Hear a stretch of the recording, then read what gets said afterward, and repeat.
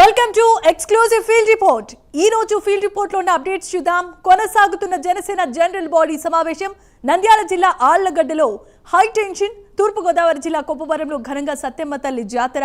Municipal corporation ఎన్నికల ప్రచారంపై BJP దూకుడు. Municipal ఎన్నికలపై టీపీసీసీ జాబ్ సమావేశం.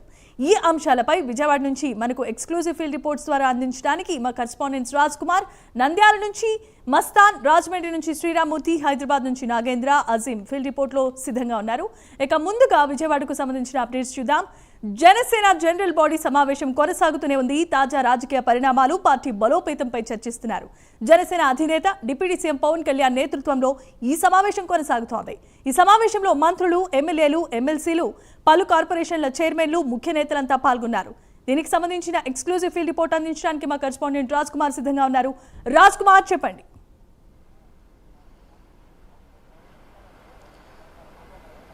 రైట్ జమీమా, మొత్తానికి జనసేన పార్టీకి సంబంధించినటువంటి జనరల్ బాడీ సమావేశం కొనసాగుతుంది.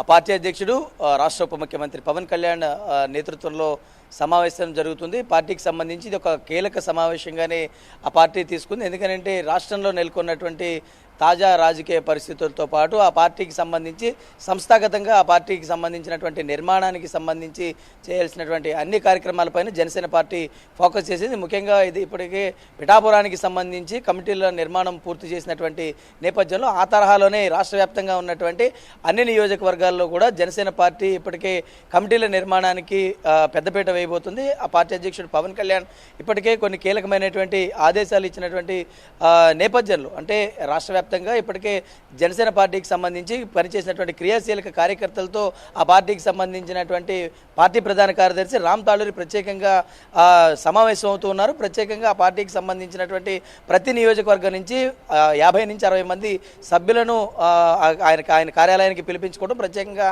ఆ నియోజకవర్గంలో నెలకొన్నటువంటి ప్రత్యేకమైనటువంటి పరిస్థితులపైన, నియోజకవర్గంలో ఉన్నటువంటి అన్ని విషయాలపైన కూడా సమగ్రంగా నివేదిక తీసుకుంటూ పార్టీకి సంబంధించినటువంటి అన్ని విధాలుగా కూడా ఆ పార్టీకి బలోపేతం చేసేటువంటి దిశగా పవన్ కళ్యాణ్ అడుగులు వేస్తున్నారు. ప్రత్యేకంగా ఇటు కొద్ది రోజుల నుంచి కూడా జరుగుతున్నటువంటి రాజకీయ పరిణామాలపైన కూడా ఎలాంటి ఇటు రాజకీయ కార్యకలాపాలని చాలా జాగ్రత్తగా నిర్వహించాల్సినటువంటి అవసరం ఉంది. ఇటు వైసీపీకి చేస్తున్నటువంటి ఇటు రెచ్చగొట్టేటువంటి వ్యాఖ్యలపైన పార్టీ శ్రేణులంతా కూడా సమన్వయం పాటించాలని ఒక విషయాన్ని కూడా పవన్ కళ్యాణ్ అటు పార్టీ నేతల దృష్టికి తీసుకెళ్లినట్లు కూడా తెలుస్తుంది. ఈ సమావేశానికి సంబంధించి దాదాపు పార్టీకి సంబంధించినటువంటి అరవ శ్రీధర్ మినహాయించి మిగతా ఎమ్మెల్యేలందరూ కూడా హాజరయ్యారు. ప్రత్యేకించి ఆ అంశాన్ని కూడా దృష్టిలో ఉంచుకుని పార్టీ నేతలందరికీ కూడా, అంటే జరిగినటువంటి విషయాలపైన సమన్వయం పాటించడంతో పాటు ఇలాంటి వ్యవహారాలలో చాలా జాగ్రత్తలు వహించాల్సినటువంటి అవసరం ఉంది. కాబట్టి ప్రత్యేకించి పవన్ కళ్యాణ్ వాటన్నిటిపైన కూడా దృష్టి పెట్టినట్లు కూడా తెలుస్తుంది.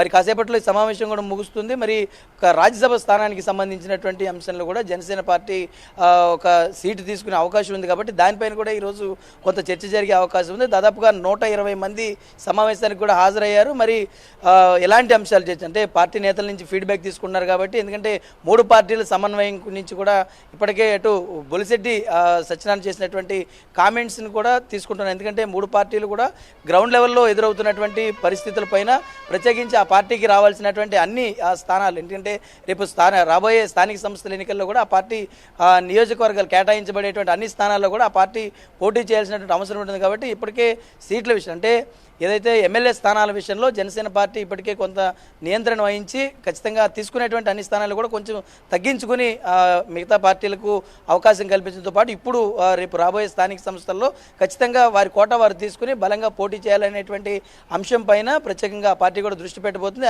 దానికి కావాల్సినటువంటి గ్రౌండ్ లెవెల్గా పార్టీ బలోపేతం చేయాల్సినటువంటి కేడర్, అంటే బూత్ స్థాయి నుంచి రాష్ట్ర స్థాయి వరకు ఆ పార్టీకి సంబంధించినటువంటి అన్ని కార్యకలాపాలతో పాటు కార్యక్రమాలు, అదేవిధంగా ఆ పార్టీకి సంబంధించిన అనుబంధ విభాగాలు, అన్ని కమిటీల నిర్మాణం కూడా చేయాల్సినటువంటి అవసరం ఉంటుంది. కాబట్టి ఖచ్చితంగా ఆ పార్టీకి సంబంధించినటువంటి వ్యవహారాలన్నిటిపైన కూడా పవన్ కళ్యాణ్ ఈరోజు నాయకుల కార్యకర్తలతో సమావేశం అవుతున్నారు. మరి కాసేపట్లో సమావేశం ముగిసినటువంటి తర్వాత పూర్తిగా దీనికి సంబంధించినటువంటి వివరాలు తెలిసే అవకాశం ఉందని చెప్పుకోవచ్చు. Jemimah. Right, thanks for the updates Raj Kumar.